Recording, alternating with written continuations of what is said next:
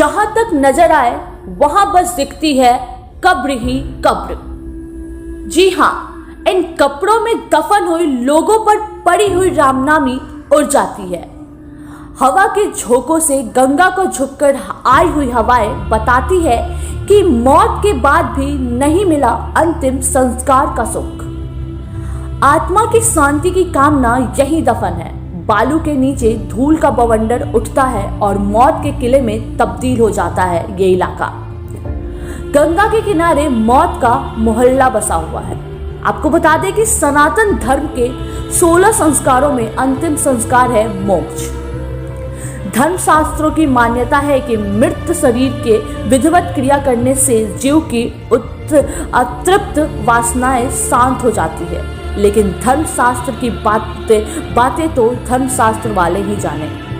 यहाँ तो संगम की रेती पर कदम कदम पर शव ही शव है, लेकिन इन सब से प्रशासन को किसी तरह का फर्क नहीं पड़ता। लाशों के ढेर संगम की रेती के नीचे देखने को मिल रहे हैं। ऐसे में हम खड़े हैं प्रयागराज के फाफामऊम इलाके में, जहां पर आप देखिए ठीक हमारे सामने किस तरह से जो लाश हैं उसको संगम की रेती में दफना दिया गया है।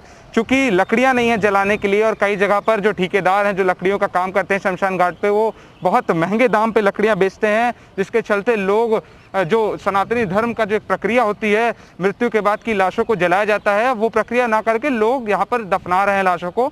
आप देखिए किस तरह से यहाँ पर एक एक कर यहाँ पे सैकड़ों लाशें जो है बिछी हुई है और जितने आप देख रहे हैं नारंगी कपड़ों से जो ढकी गई है, जो जितने पे आपको दिख रहा है कि टीले बनाए गए हैं बांसों से, ये सब लाश है। और इन लाशों के ढेर ने कहीं ना कहीं एक शमशान में सनसनी सा फैला दिया है कि आखिर ये किस तरह से ये जो दृश्य है, ये दृश्य अपने आप में दिल दहला देने वाला है कि जहां एक वक्त था कि यहाँ पर संगम की रेती पर लोग स्नान करने आते थे, आज उसी संगम की रेती पे आप सिर्फ और सिर्फ देख रहे हैं तो लाशें हैं। चिंता की बात यह है कि बाढ़ के वक्त जब जलस्तर बढ़ेगा गंगा यमुना का, उस वक्त पर ये लाशें पानी के साथ ऊपर जाएंगी और तैरने लगेंगी, तब एक बहुत बड़ी चिंता की ये बात है, चिंता की वो स्थिति बन सकती है। बात करें प्रयागराज के प्रशासन की, तो प्रशासन इस पर किसी तरह का एक्शन नहीं ले रहा है। जिलाधिकारी से बात करने की भी कोशिश की, लेकिन जिलाधिकारी किसी तरह का जवाब देने से कतरा रहे हैं।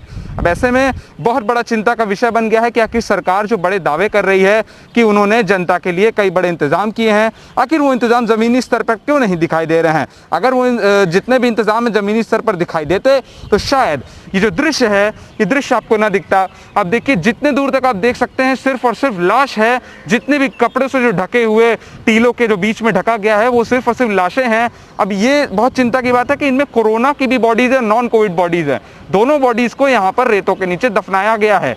ये फाफामऊ का ये दृश्य बहुत ही भयावह, दिल दहला देने वाला दृश्य, जो कि प्रशासन और सरकार पर कई बड़े सवाल खड़े करता है। ना इसकी जिम्मेदारी सरकार की है, ना इसकी जिम्मेदारी माननीय जिला अधिकारी की है, और ना ही इसकी जिम्मेदारी चुनाव लड़ने के बाद बनने वाले माननीय नेताओं की है।